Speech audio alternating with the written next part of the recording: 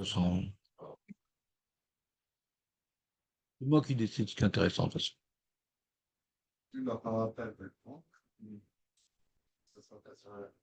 Nahon, nahon, nahon. Alors, je vous explique quelque chose d'important.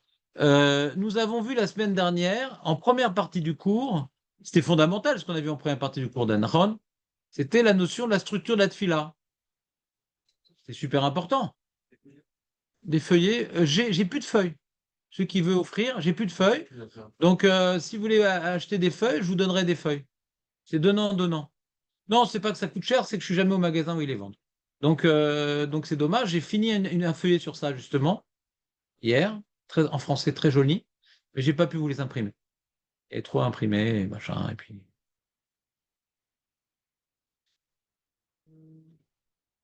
Donc on avait expliqué la structure de la tfila, ça commence, ça finit, et au milieu, il y a le début de la tfila, c'est une notion de prendre conscience, tout vient d'Akadosh Baruch Hu. La fin, tout doit être, comment dirais-je,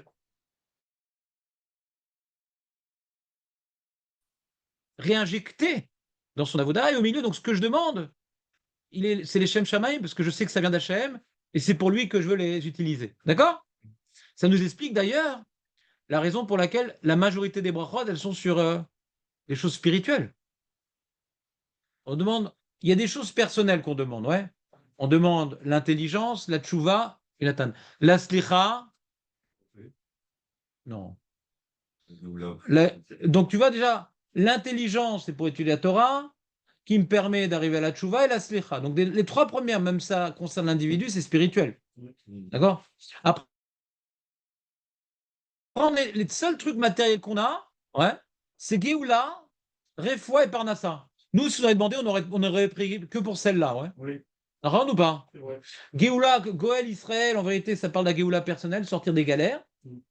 Mais comme on ne veut pas demander que pour nous, alors on parle également du Ham Israël. Après, Refoua et Parnassa, c'est le top du top. Et bonnet, c'est quand on a froid uniquement. Écoute-moi, on va y arriver. Donc là, on a fini les prières qui sont particulièrement personnelles. Et après, on commence toutes sortes de bakashotes qui sont plus du tout personnelles, qui concernent que la nation. Ouais. De revenir de de Kibbutz Galouyot et les Sanhédrin et les Minim et Bonne Yerushalayim, les Tzadikim, Bonne Yerushalayim et Mashiach. Il y en a tout plein, ouais. Après ce qu'on a expliqué, on comprend, puisque l'enjeu, c'est de tout réinjecter, tout vient d'Hachem, tout doit réinjecter pour son avoda. S'il n'y a pas le Mashiach, il y a beaucoup de pertes. Vous comprenez ou pas? Il y a beaucoup de pertes dans ce qu'on reçoit, on perd du temps, on perd de l'argent, on perd des forces. On ne peut pas tout réinjecter correctement sans Géoula. Donc déjà, dans les prières personnelles, il y en a trois qui sont spirituelles. Ouais. Et dans les prières matérielles, alors là, bon, la Géoula, on l'a rendue un peu spirituelle puisqu'on l'a rendue Goël Israël. Et la Refoua, ouais, bon, celle-là, elle est un peu neutre. Ouais. Mais même la Parnassa, Mevarech Hachanim, que ce soit comme une bonne année, on ne demande même pas du fric, on demande une bonne année, il y a du shalom, il y a du Parnassa, ça va. C'est comme Bechou Kota et Telechou, on ne demande pas le fric. On demande de pouvoir étudier la Torah, d'avoir ce qu'il faut, quoi. Ce qu'il faut. C'est pas la totale. Quoi? Pas de récolte. Alors, ce qu'il faut, quoi. Pas besoin de Tesla, de je sais pas quoi. Rester avec sa petite Peugeot pourrie. Donc, elle fonctionne encore. D'accord? Donc, on comprend qu'il y a quand même une ambiance assez spirituelle dans les Bakashot. C'est ça que je vous expliquais. Parce que comme c'est tout réinjecté pour Hachem, s'il n'y a pas le Mashiach, alors il y a beaucoup de pertes, beaucoup de détritus, beaucoup de déviance. C'est dommage. Parce qu'on veut tout réinjecter pour Hachem. Alors que le Mashiach soit déjà là, il va nous diriger, il va nous protéger. Ouais. Il va nous canaliser. C'est bon ou pas? Non, c'est ce qu'on a expliqué la semaine dernière. Je vais rajouter ce petit point qu'on n'avait pas vraiment parlé. Mais j'aimerais finir ce développement-là. Hein. Tout est écrit, mais je n'ai pas pu l'imprimer pour une raison qu'on a expliquée. Eh bien, ça nous rapproche d'un autre maral qu'on avait étudié quand on était jeune, tu te rappelles d'un ou pas? Que l'halakha nous dit qu'il faut se prosterner dans Avot et dans Modim. D'accord?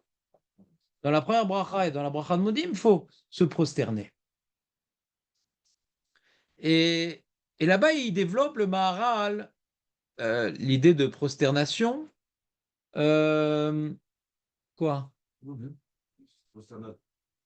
Chaque fois, je change. Faut pas que tu apprennes le français grâce à moi. Cette idée de prosternation, ce prosternement, pourquoi c'est précisément dans Avot et pourquoi c'est précisément dans Modim? Tu te rappelles de ce Maharal, Dan, ou pas? Alors déjà, il explique c'est quoi se prosterner le Maharal. Il explique c'est quoi se prosterner le Maharal. Prosterner le Maharal, il dit, c'est comme, écoutez bien l'image, comme Raymond, écoute l'image comme elle est belle. Quand tu te rapproches et tu te rapproches, tu te rapproches du roi.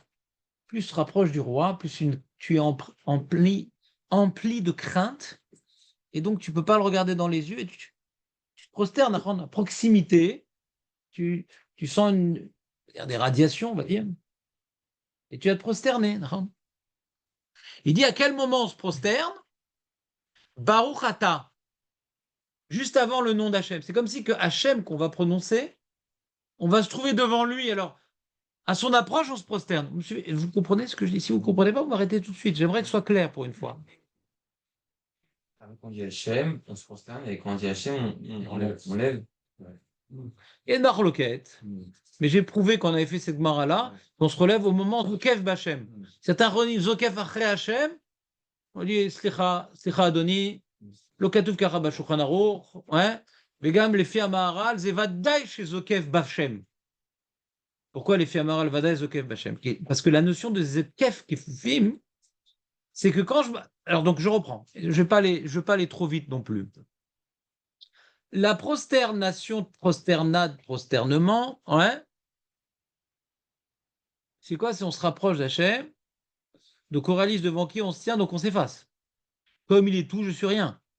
Donc prosterner, en vérité, si on avait la condition physique,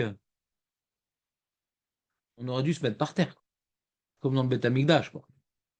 Tu entends le nom d'Hachem, tu tombes, quoi. Là, tu te rapproches de Hachem, tu tombes. On ne veut pas que tu tombes parce que tu es en train de prier, ça ne se fait pas. Tu es debout, c'est une position, tu assumes ta position d'homme devant Hachem, mais malgré tout, tu ne peux pas rester tout droit devant, tu te couvres. Comme une énergie qui te force. Ah là, je suis rien, je suis en train de. Il a eu le truc de transformer en lacet de chaussures, le truc. Ouais, d'accord? Tu veux ou pas? Ça, c'est la notion d'effacement. Très bien. Se redresser, c'est pas uniquement je me redresse. C'est quand je dis le nom d'Hachem, je me redresse. C'est-à-dire, c'est Hachem qui donne la vie.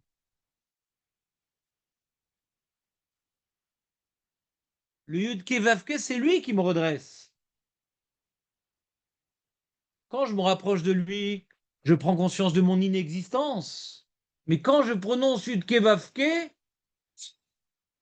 puisque la vie provient du Yud Kevavke, c'est Yud Kevavke qui me donne de l'existence. Est-ce que vous avez compris ce mouvement?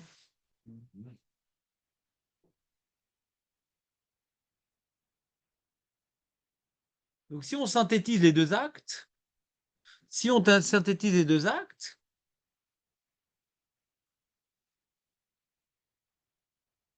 alors je vous lis mon texte parce que j'écris beaucoup mieux que ce que je parle.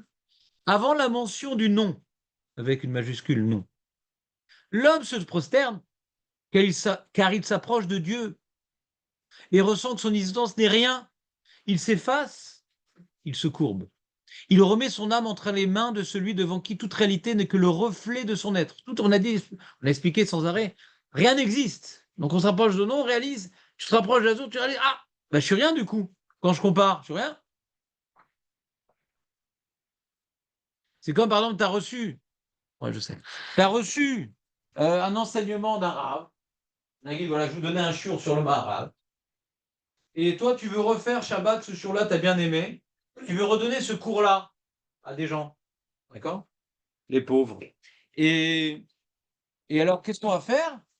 Alors, tu le dis tout souriant, tout bien, tu dis une idée sympathique et tout. Mais imagine maintenant, hein, d'accord, que je suis en train de donner ce cours-là et juste après, tu donnes le cours. Tu te sens un peu nul, quoi. Il est la source de ton cours, tu te sens un peu inexistant. Pourquoi tu veux que je parle? Pourquoi je vais que répéter? Alors pareil, devant l'existence qui est HM, tu te sens inexistant. Je sais pas si l'exemple était bon. Tentez le coup. Je ne peux pas expliquer un truc en même temps que tu appuies sur un bouton. Donc je reprends.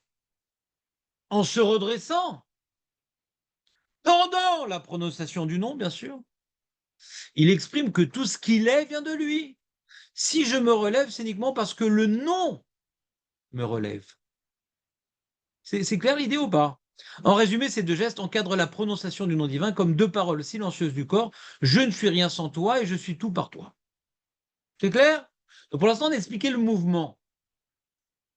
Alors, on pourrait dire dans chaque fois qu'on dit le Shem Hashem, alors.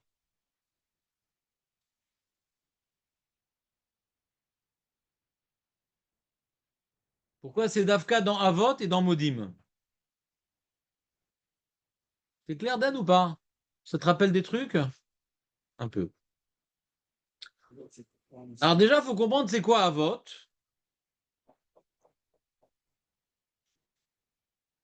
C'est les pères.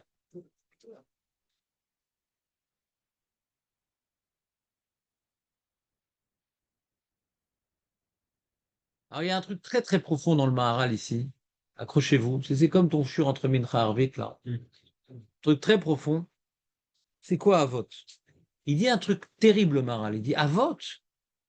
Nous, on croit qu'on parle de Avot, d'Avraham, Yitzhak, Yaakov, on croit que c'est les pères du peuple juif. Il dit non, c'est les pères du monde.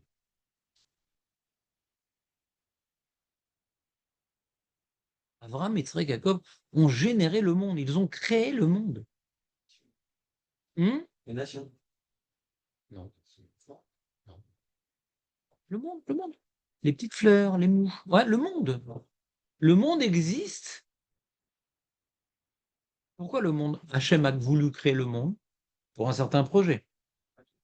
Il a voulu donner à l'homme la possibilité d'incarner ses valeurs, de proclamer que tout provient d'Hachem, qu'il faut s'effacer devant Hachem. Tu as deux façons de voir le monde. Je dis comme ça. Avant Avraham, Yitzhak et Yaakov, il y avait des tzadikim? Oui.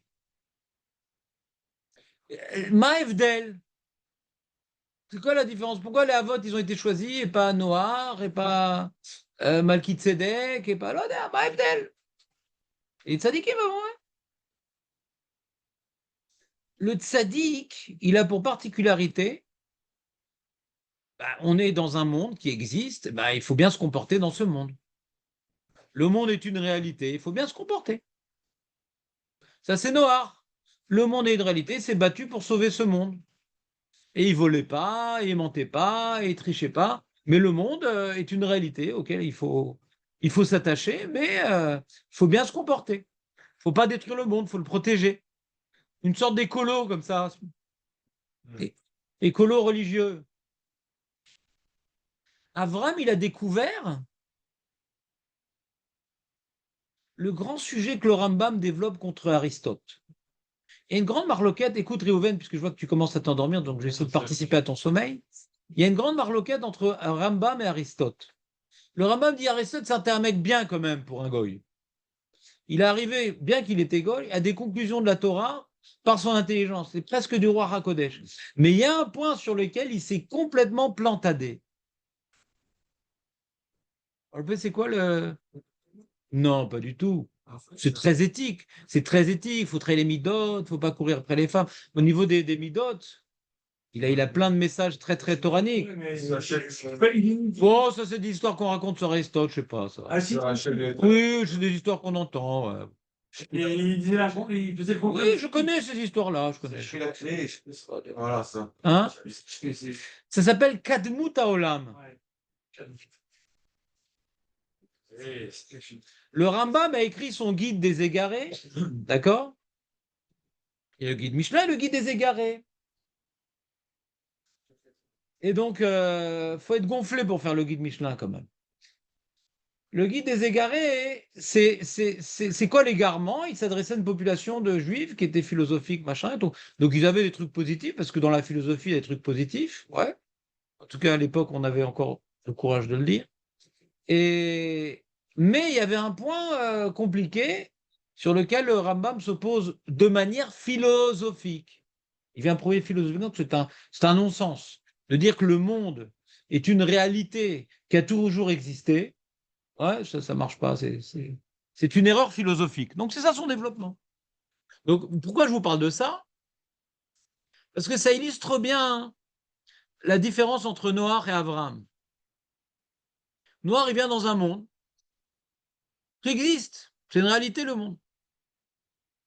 Il ne se pose pas la question qu'est-ce qu'il y avait avant le monde. Le monde est là. Mais comme Dieu dirige le monde, eh ben, il faut essayer de se comporter correctement dans ce monde-là.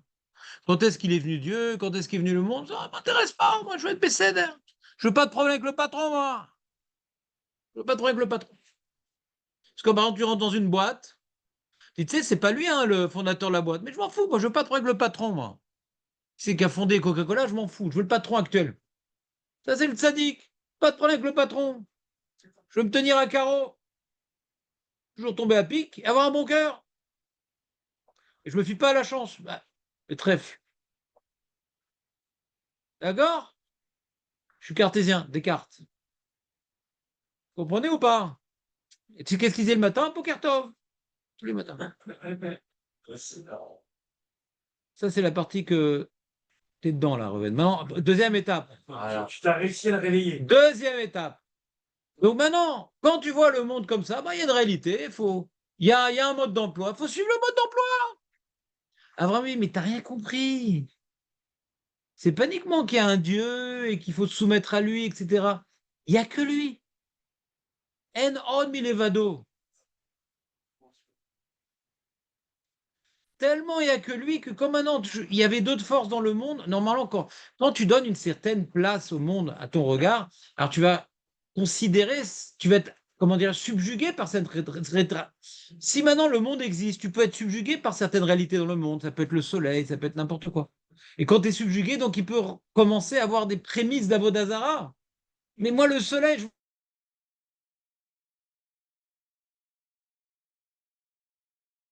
vois que c'est un reflet d'Hachem, il n'y a rien. Il n'y a rien. Tout émane d'Akadosh Baruch Hu. Le soleil n'est pas une réalité éternelle. Le soleil est une création divine. Tout émane d'Akadosh Baruch Hu. Si tu dis maintenant, voilà, je vais me tenir à carreau et faire ce que Hachem m'a demandé pour avoir une belle vie et que tout se passe bien, etc. Dans ce regard-là, tu ne peux pas sacrifier ton fils. Non, mais j'ai fait ce qu'il fallait. Pourquoi tu m'as sacrifié mon fils? J'ai respecté les règles. Faut que tu comprennes que même ton fils, il n'existe pas. Mais comment ça, il n'existe pas?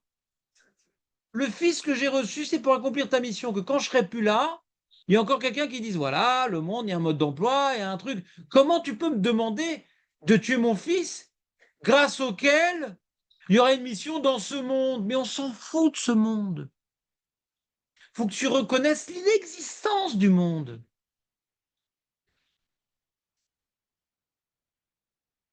C'est complètement illogique de tuer ton fils. D'accord ou pas? Puisque c'est lui qui va perpétuer le message. C'est à quoi ce monde s'il n'y a pas de message? On va pas parler de ça pendant 2 heures, c'est philosophique, c'est machin. Vous comprenez? Donc, si le but du monde, c'est Hachem, il a créé un monde que vous avez appelé une fois Matrix. Hachem, il a créé un monde qui n'existe pas. Et nous, le but, c'est de réaliser que le monde n'existe pas. Mais qu'est-ce qui existe? C'est uniquement Hachem et Had. Et tout émane de lui. Si c'est ça le but du monde.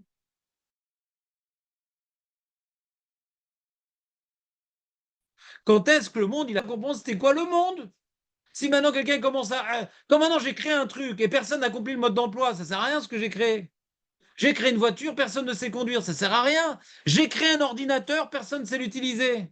Le mec, il sait même pas. Tu te rappelles, le mec, une fois qu'appelle, il appelle, il a acheté un ordinateur à 15 000 shekels, il appelle maintenant la boîte dans laquelle il a acheté cet ordinateur, et je comprends pas, ça ne marche pas. C'est l'histoire vraie. Vous ne savez pas cette histoire-là? Le mec, il dit alors appuie sur si, mais ça marche pas, faites si. Là, pendant 2 heures, il dit mais je comprends pas pourquoi ça marche pas. Ouais. Et il dit après, il lui dit bah, Vous pouvez voir s'il est branché? Bah, je ne peux pas voir parce qu'il y a une coupure d'électricité. Ça sert à quoi un ordinateur à 15 000 shekels? Tu ne sais pas comment ça marche, Birklat. C'est même pas qu'il a besoin d'électricité. Donc le monde ne sert à rien si on ne comprend pas c'est quoi le but du monde, Ron. Donc quand est-ce que le monde a une raison d'avoir été créé qu'il y a des gens qui ont compris ce pourquoi il a été créé? Vous me suivez ou pas? Quand Abraham il a découvert la nature du monde, qui est un reflet de la vitalité divine permanente, jaillissante, alors enfin le monde il a trouvé sa raison d'être. Alors tant qu'un peuple n'existe pas, il n'existe pas encore complètement le monde. Vous comprenez ou pas? C'est pour ça qu'il y a marqué Yom Hashishi. Vous savez cette dracha ou pas de Yom Hashishi? Non? Pourquoi Hashishi? Yom Shishi, Hashishi. Pourquoi le pasouk nous fait du chichi? C'est quoi Hashishi? Alors Rashi nous rapporte, ça fait allusion au 6.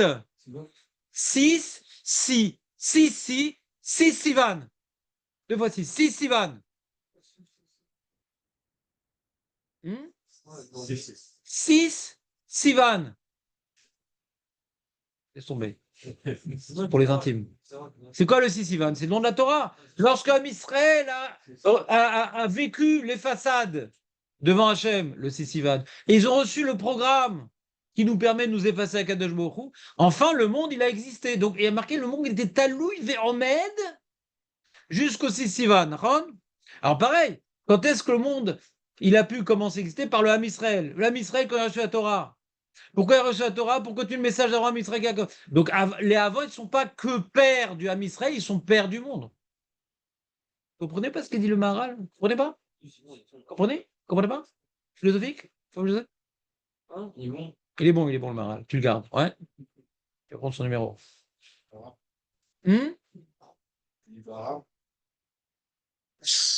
Ah là là, Jonathan, je te remercie. Zach.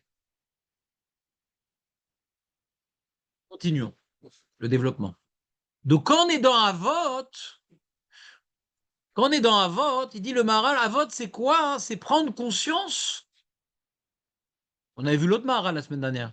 Que tout provient d'Akadosh Baruch Hu, qu'il n'existe rien à part Akadosh Baruch Hu. Mais ça, c'est lié intimement à Avot. Faites le lien entre les deux Maharal? Non? Il faut que je vous aide. Avot, ils ont pris conscience justement qu'il n'existe rien sans Akadosh. Tout vient d'Akadosh Baruch Hu. Donc, c'est pas par hasard que le début de la Hamida doit nous projeter dans notre annulation au tout. Parce que c'est le message d'Avraham, Yitzhak et Yaakov. C'est leur exemple personnel. Le monde est annulé à Kadosh Baruch Hu. Les Havot sont annulés à Kadosh Baruch Hu. Donc le monde est généré par les Havot. Enfin, le monde a trouvé une place. Donc, c'est-à-dire, écoutez le paradoxe. Puisque les Havot ont compris leur inexistence, c'est ça qui a donné au monde son existence. Vous entendez ou pas? Quand les Havot ont compris leur inexistence, c'est ça qui a donné au monde son existence réelle. Avant, il était talouille. Vous me suivez ou pas? Alors c'est pareil. En me rapprochant du nom d'Hachem, je ressens mon existence, c'est ça qui me donne mon existence. Comprenez ou pas? En me rapprochant du nom d'Hachem, je ressens mon existence. En prononçant Hachem, je sens mon existence. Donc c'est pour ça que c'est dans cette bracha-là qu'on doit faire cette prosternade. C'est la bracha de l'inexistence existence.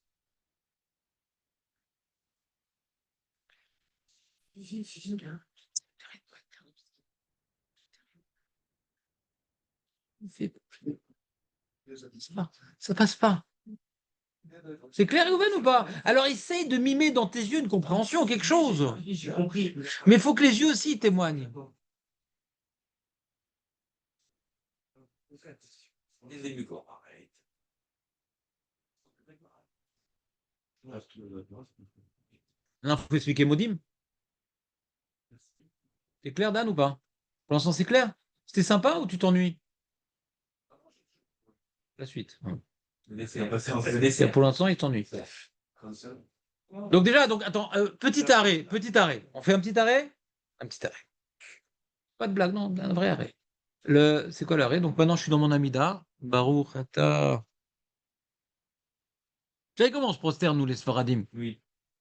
Comment tu te prosternes, toi, Meir? Je suis maintenant. Vas-y, montre-moi. Je plie pas les genoux. Voilà, on plie pas les genoux. Ça, c'est le Magan Avram qui a inventé les genoux. Voilà. D'accord? C'est C'est Magan Avram qui a inventé. Et nous, on fait donc d'abord le dos et après la tête. D'accord? Et on relève. On relève la tête. Voilà. Comme tu es un peu, hein, mais pas avec le. C'est la même. Et donc à ce moment-là, quelle est notre intention, Jonathan? Toi, tu genoux. Toi, t'es les Sfaradim, les Ashkenazim, pour nous, c'est les genoux. C'est les genoux pour nous, les Ashkenazim. Les Ashkenazim, eux, ils plient les genoux. D'accord? Vous êtes avec moi? Alors, à quoi il faut avoir comme. Maintenant, on va faire la tefila de Mincha, Bezrat Hashem. Normalement, si vous êtes. Non, vous n'avez pas encore fait Mincha de vendredi. Non, non, reste. Et quand on va se prosterner, on va avoir une intention bien claire maintenant. Maintenant, on sait, on connaît l'intention de la Ishta Chavaya. Je ne vais pas vous faire un shiur de philosophie, je vous fais un shiur d'Alacha. Alachat Kavanot. Quand maintenant je vais me prosterner, c'est je sens. Pachou, je me sens l'annulation. Je suis. Alors, je ne sais pas quel film peut illustrer le. Je sens qu'on va me dégonfler. La goutte d'eau qui tombe. D'accord? Et je dis le nom d'Hachem. C'est pas ça. D'accord? Il dit le Maharal un mot, il dit Avot em ishtal shelut haolam. Tout dérive, tout est dérivé des Avot. Tu entends ou pas? La chance qu'on a d'être juif quand même. On accomplit le monde. Donc Avot, c'est. On doit refaire le même mouvement que toute leur vie. Toute la vie des Avot, c'est je ne suis rien, Hachem, tu me donnes tout. Donc c'est je me prosterne. C'est clair, David? Tu le feras, Mincha? Tu me promets? Comment? Bah, tu là, donc changer, on fait les choses, il y a pas de souci. Et ce qu'il faudrait, c'est résumer tout ça pour. C'est qui il faudrait? C'est qui il? D'accord, très bien. Tu sais, je te propose moi pour pouvoir faire ça, il n'y a pas de problème. J'arrête de vous enseigner, j'écris mes livres. Mais je ne peux pas faire les deux en même temps. C'est pas comme je vole le temps pour écrire tous ces trucs-là. C'est vrai. C'est un truc de ouf. En plus, j'avais un grand doute. Ma femme, elle s'est tordu le pied, etc. Comment je vais faire le chiour? Faut que je fasse l'actif. Faut que ça. Rachem, elle a un peu guéri, donc. Mais sinon, je ne sais pas comment faire. Donc, il faudrait écrire tout ça. Mais là, qu'est-ce que je te dis? Là, qu'est-ce que je fasse? Même toutes les cavanotes qu'on a dans le Kriyat Shema, je ne les ai même pas écrites. Dommage, on en a perdu le Kriyat Shema. Voilà. On revient. T'as amené Dabrout, Shlomo? Bon, tu peux rester. On continue. Donc, on était dans Avot, maintenant dans Modim, qui est notre sujet en vérité, les trois dernières. Mais je ne peux pas expliquer les trois dernières sont les trois premières, parce que c'est comme j'ai expliqué dans Prelmaral, c'est quelque chose de complémentaire. C'est pas. Si tu expliques trois dernières sont trois premières, ça ne marche pas. Et vous comprenez pourquoi je n'ai pas parlé de celle du milieu. Celle du milieu, elle dépend de ce qu'il y a avant et après. C'est en sandwich. D'abord, tu expliques la structure, après, tu expliques ce qu'il y a au milieu. Après, tu as un regard différent de ce qu'il y a au milieu. Comme il a expliqué le Maharal, c'est comme les korbanot. Je vous ai fait le korban tamid la semaine dernière, donc je ne reprends pas. Si je vous l'ai fait, je ne reprends pas. Il dit le Maharal, les trois premières et les trois dernières, ça ressemble. Les trois premières, c'est le fils. On est généré. L'enfant, comment il regarde son père? C'est celui qu'il a mis au monde. Donc, il a devant son père un respect, une annulation, c'est lui. Sans lui, j'aurais pas existé. Ça, c'est Avot. Dans Avot, on est les fils. Dans Modim, on est le Eved. On ne se prosterne pas comme étant une reconnaissance de mon inexistence sans.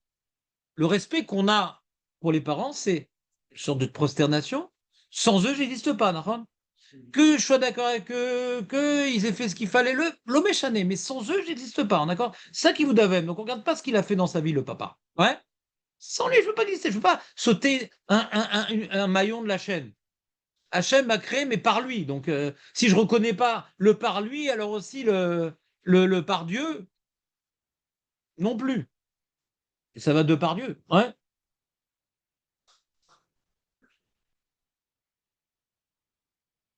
Vous me suivez ou pas? Donc, à vote, c'est une procédure, on est un enfant devant son père. Sans lui, j'existe pas. Maudit, je suis un esclave devant le maître. Qu'est-ce que ça change? On rapporte un pasouk, le Maharal, Allo ou Avicha, Kanecha. C'est un pasouk dans D, Varim. Donc il y a une notion de l'esclave, il est acquis. Il est acquis à son maître. Il est acquis. Il est acquis à son maître. Donc c'est quoi un esclave qui se prosterne devant son maître? Ça veut dire quoi un esclave qui se prosterne? Donc quand on se prosterne dans Modim, c'est comme un esclave qui se prosterne devant. Ça veut dire quoi un esclave qui se prosterne devant son maître? Comment? Son service. Tu sens comme quoi c'est pertinent ce que tu dis, Dan, ou pas? C'est-à-dire, je monte, voilà, je m'existe pas parce que tu m'as créé, il m'a pas créé le mec. Je suis tout noir, il est tout blanc. Pas possible, au moins métis, mais rien. Il m'a pas créé. Mais je lui appartiens. Un fils, il doit faire ce que son père lui demande? Non. Non. Il doit faire ce que son père a besoin, parce qu'il demande. Le père dit, je t'interdis de faire ces études. Oui, papa, mais je le fais quand même. Je t'interdis de te marier avec cette fille. Oui, papa, mais je le fais quand même. Je suis pas obligé d'écouter, ouais. Je suis pas son esclave. Mais quand il dit, ah, j'ai mal au pied, tu peux m'aider? Oui, papa. Là, il faut l'aider. Ça le concerne lui. Et mon mariage que ça concerne. Vous comprenez ou pas? Shlomo, qui vous quand on a des enfants, c'est pas nos esclaves. Bien sûr, très beau. Ils sont là. C'est comme on dit à la fin. Oui, nouvelle mission. Alors là, Ravi, vous allez passer. Non, la différence avec la femme, c'est que elle a les moyens de te faire parler. Monsieur Klein, nous avons les moyens de vous faire parler. Avec sa voix nasillarde. Et donc, vous comprenez ou pas? L'esclave n'a pas été créé par le maître. T'es qui, toi? Bah, je te tue. Oui, d'accord, t'es bien quand même. Mais l'esclave appartient au maître. Alors nous, on est deux par rapport à Hachem. Non seulement il est source de tout, mais en plus, on lui appartient. Là, par exemple, chez les philosophes, ouais. Oui, oui, je prends le ton exprès. Oui, oui, Hachem a créé le monde. Mais je lui dois rien. Il est parti, Hachem.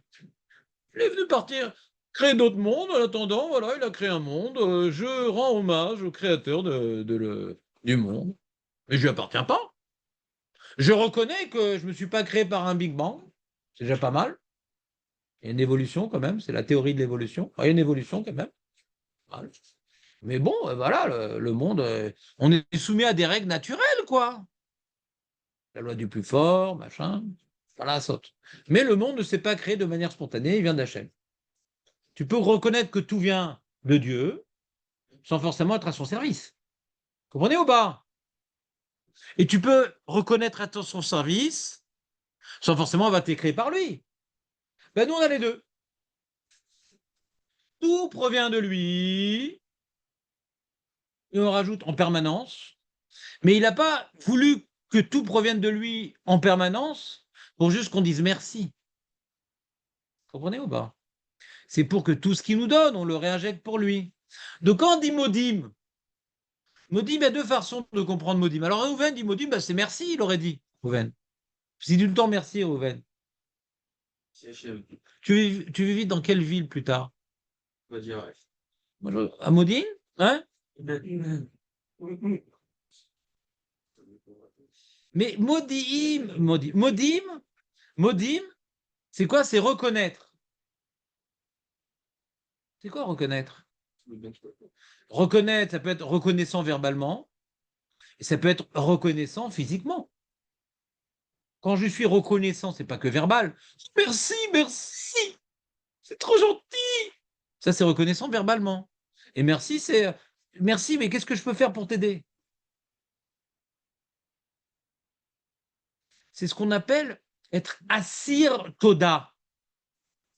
Quand maintenant je suis reconnaissant, quelque part, je deviens un petit peu l'esclave de celui qui m'a aidé. Parce que quand quelqu'un il m'aide, ça vient contracter des dettes. Quand quelqu'un il t'a aidé dans ta vie, ça contracte des dettes. Tu dois l'aider.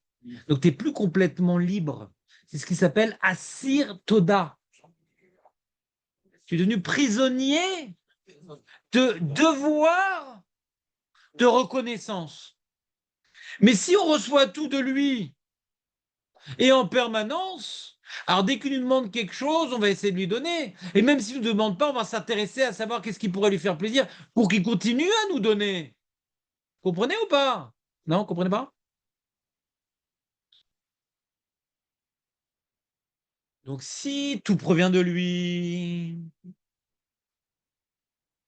c'est à votre. Et en plus, on lui appartient, on lui doit tout. C'est Modim. Donc ça revient à faire un parallèle au maral qu'on a vu la semaine dernière. Que la fin de la prière, c'est vouloir réinjecter tout ce qui nous donne, qui donne tout, c'est à votre. Il donne tout. Pour être reconnaissant. C'est quoi être reconnaissant? Ben, ce que tu m'as donné, puisque ça vient de toi, je le mets pour toi. Pourquoi je le mets pour autre chose? Vous comprenez ou pas?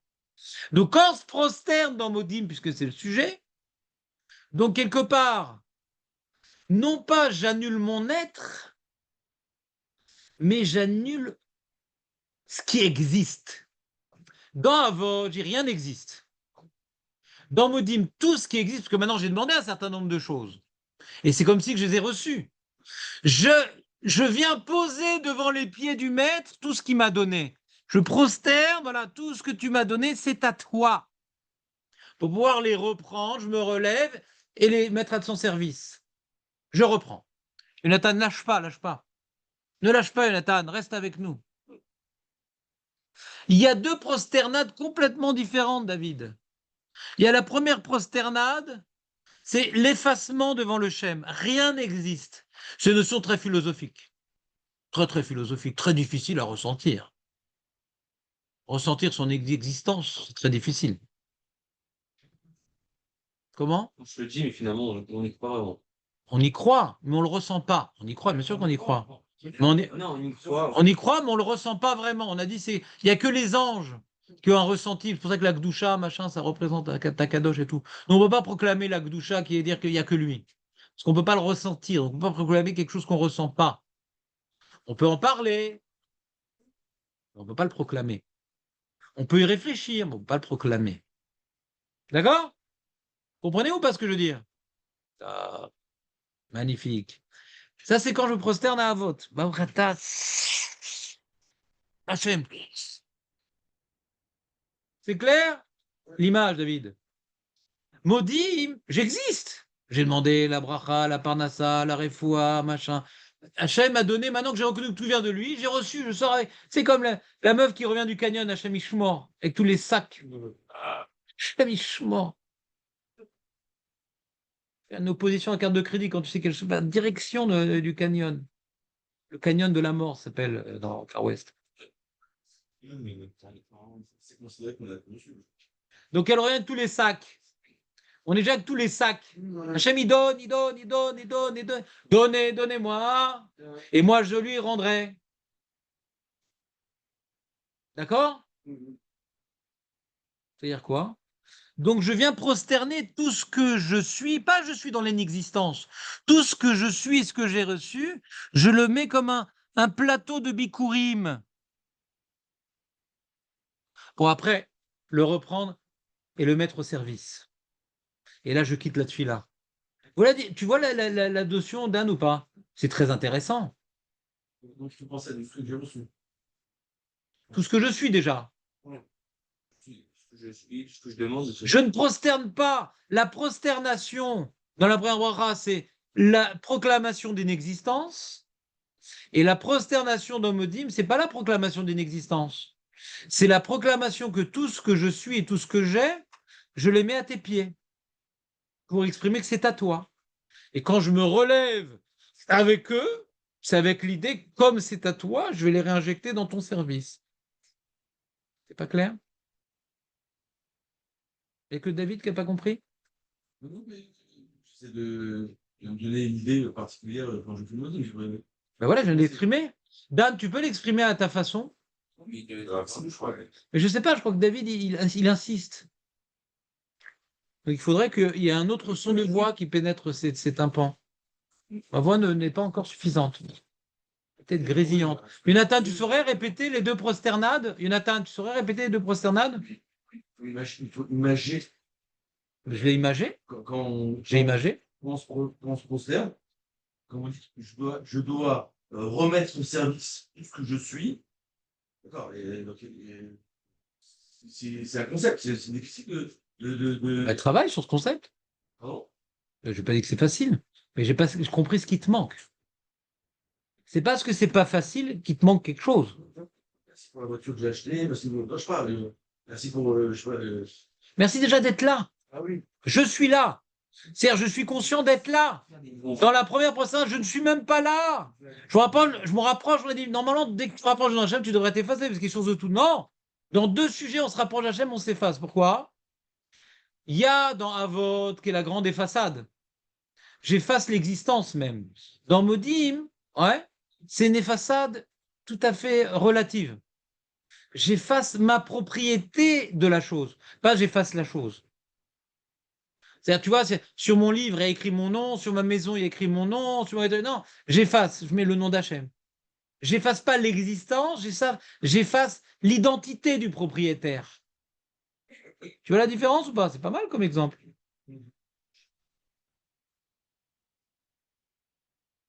C'est comme, tu vois, il y a un mec très fort, il est venu avec comment dirais-je, avec le premier rosé de l'immeuble dans lequel je vis il y a plus de 30 ans. Et il a vu qu'il y avait il avait le Kablan laissé le Khatser à celui qui lui a vendu un truc très bizarre. Il a laissé le Khatser. Et donc, le mec est venu, le descendant, je sais pas quoi, qui est venu, il dit, ah, le Khatser est à moi. Il vient, putain, il dépasse. Et il veut construire donc toutes nos places de voitures pour se faire des Yeridot. On est au Beddin actuellement. Alors moi, je me suis travaillé, parce qu'on est en train de perdre le procès. On est, dans des chambres, ça va bien sortir, mais pour l'instant, ça se passe mal. Et je me suis travaillé, je vais faire une petite filade pour que ça marche, ce serait sympa. Et donc, je me suis travaillé, de toute façon, cette maison ne m'appartient pas, cette place de parking ne m'appartient pas. Hachem, il fera passer dans la bouche des juges à qui ça appartient, tout ça, rien ne m'appartient. Quand tu as l'impression que t'appartient et que tu es spolié, alors tu es choqué, mais c'était ma place de parking, je pensais quand j'ai acheté l'appartement avoir ça aussi avec, mais rien ne m'appartient. Donc tu vas t'opposer à la décision du Beddin, parce qu'ils t'ont enlevé quelque chose qui t'appartient, mais rien ne m'appartient. Lui, il a quelque chose, ce sont Ouais, il y a un rosé très bizarre à l'origine, très très bizarre. Et quand t'as acheté, quand t'as. Je savais pas, j'ai pas lu le rosé d'origine. Ouais. On veut faire des pilotes sur un contrat. Ah ouais, Bnei Brak, ça construit à tout vent. C'est bon. Oui, des appartements, ouais. Non, c'est pas un sous-parking. Mais ils font même dans les sous-parkings, il faut des appartements de ça. Ah oui. Et là, c'est niveau. Bah, bien sûr. Mais c'est la jungle. On vit dans la jungle, de toute façon. Ouais, Pour survivre, c'est pas facile. non, là-bas, c'est plus. Dès qu'on bouge un petit truc, tout de suite attaqué en justice. Quand on est une vague, c'est. Il met un poteau, l'autre il met une terrasse. Terrasse MS.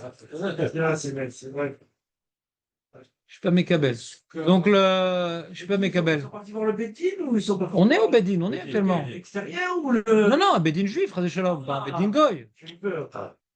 Ah, je pense. Ouais. Ah, sourd. Non, mais. Non, au Beddin de goy, on aurait gagné. Ah oui. Ouais, voilà, il y a été à Schnout, etc. Voilà. Non, on est des gens religieux, quand même. Donc juste une illustration choquante. Que vous compreniez un petit peu au niveau du regesh. Quelqu'un lui a volé sa voiture, quelqu'un machin. Dans quel état d'esprit tu vis dans Modim? Je n'ai rien. Je n'ai rien. Pas je suis mort, je suis vivant. J'ai des choses, mais qui ne m'appartiennent pas. Comme on dit quand quelqu'un est mort, Hachem, Nathan, Hachem, Lakar. C'est-à-dire la source. Il est vivant, le monsieur. Ouais. Ou l'enfant, ou le proche parent. Mais Hachem, il a donné, il reprend. La propriété n'est pas à nous. La bracha d'Avot, elle va beaucoup plus loin, parce qu'Avot, ils ont reconnu l'inexistence. Donc, c'est dans Avot qu'on développe la notion d'inexistence. Vous comprenez ou pas? C'est une notion beaucoup plus profonde, beaucoup plus difficile. Et dit le Maharal, si t'es pas mitkaven d'Avot, t'es pas quitte, parce que tu peux pas prier si tu viens conférer à quelque chose dans le monde une existence. Tout vient d'Hachem. Toute la prière, c'est reconnaître que tout vient d'Hachem. Donc, si t'es pas mitkaven dans Avot, tu peux pas prier, parce que tout vient de lui. Comprenez ou pas? Mais prier, tu pourrais t'arrêter sans faire modim. Demander, parce que ça vient de lui. Donc, t'es quitte de ta tefila modim, c'est l'étape d'après. Alors, ce que j'ai reçu, je le mets à son service. C'est pas tellement lié à la prière, comprenez? La fin de la prière n'est pas tellement liée à la prière. Comprenez ou pas? C'est pour faire que cette prière soit une avoda. Alors, on doit finir par les 3 bénédictions, mais c'est pas lié à la notion de prier. Ce qu'on avait vu, par exemple, d'après le Ramban, qu'il est que la tefila d'Oraïta, c'est Be'et Sarah. Tu n'as pas besoin de dire après, je vais remettre à ton service. Sauve-moi, c'est tout. Sauve-moi. Qu'est-ce que je vais faire de cette nouvelle vie que tu vas me donner? Je n'ai pas besoin d'en parler pour être quitte de la tefila. C'est pas lié à la tefila, Modim. C'est pour que ma tefila soit une avoda. Je dois finir par ces 3 que tout ce que je vais recevoir, c'est pour Hachem. Donc ça fait que la tefila, elle est keneged korbanot. C'est-à-dire, on dit que la tefila, c'est keneged avot, keneged korbanot. L'erreur connue que je répète, parce qu'à chaque fois les gens se trompent, qu'on dit Keneged Korbanot, c'est pas pour remplacer les corbanotes. C'est inspiré des corbanotes. Ça n'a jamais été pour remplacer les corbanotes, puisque Ezra, qui a reconstruit le Beth Amikdash, il a institué la tefila, donc il y avait des corbanotes. D'accord? Donc c'est une erreur historique de dire une telle phrase. Maintenant qu'il n'y a plus de Beth Amikdash, c'est ce qui remplace le mieux, mais ça n'a pas été institué pour remplacer. D'accord? Donc quand tu parles de Havot, c'est le début, c'est la notion de tefila Havot. Quand tu parles de korbanot, c'est on veut que ta tefila soit une avoda. Donc c'est peut-être les 3 brachot de la fin, les corbanotes. Comprenez ou pas? Il faut que la prière que j'ai faite puisse s'élever à un niveau qui s'appelle avoda. Pour que ce soit une avoda, il faut que tout ce qu'Hachem me donne, je le remette à son service. Il faut que je sois un eved. J'entends pas très bien. La tefila, tu peux faire. Ça fait partie de la tefila pour que la tefila devienne une avoda. Vous vous rappelez, c'est ce qui va introduire le shiur de la semaine prochaine. La semaine prochaine, on va rentrer plus en profondeur dans Retsé.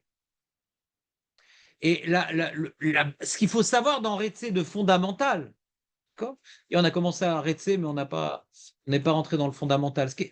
Puisqu'on vient de demander qu'Hachem chomé à Tfila, hein, qu'est-ce qu'on demande maintenant? On a l'impression qu'Hachem, il agrée notre prière. On a déjà demandé chomé à Tfila, Beratson en plus. Quelle différence? On a déjà demandé qu'il agrée notre fila. Ouais. Et là, qu'est-ce qu'on redemande? Retsé, Betfilatam, etc. Filaten. De quoi on parle? On a déjà dit. C'est redondant. Alors, ils viennent expliquer les Mefarshim, notion sur laquelle on va clôturer ce cours et qui est fondamentale, que Shomé Tfila, on a terminé la Tfila. On a terminé la Tfila. Hachem, toi qui réponds à toutes les Tfilotes, on va introduire des prières supplémentaires, etc., d'autres demandes. C'est un peu le fourre-tout, Shomé Tfila, et on dit, voilà, remercie Hachem d'avoir une intention permanente de vouloir écouter notre prière. Merci d'être le Shomé Tfila. Merci. Merci d'être le Shomé Tfila. On a terminé notre prière.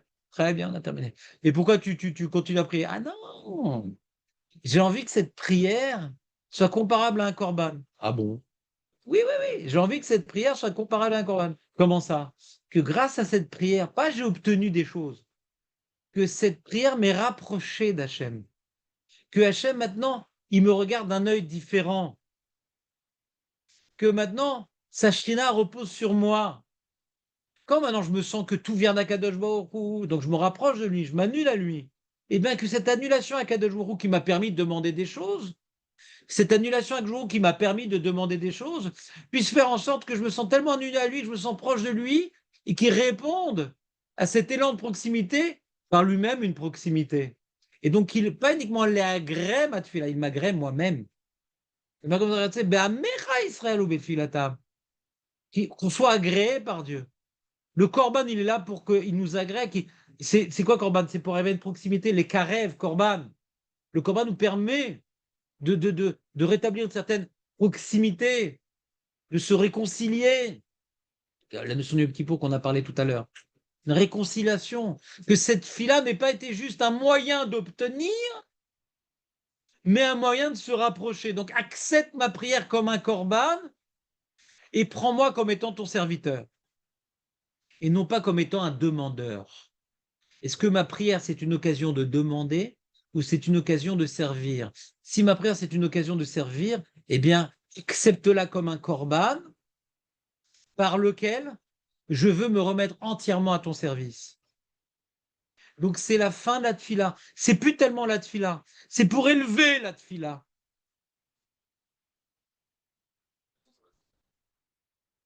pour faire de ma tefila une mitzvah et non pas un moyen. La prière, je vois, c'est un moyen, j'ai un problème, je demande à Hachem. Non, c'est une mitzvah de prier. Parce que par la prière, Ani Oved Avoda chez Balev. Voilà. Ça,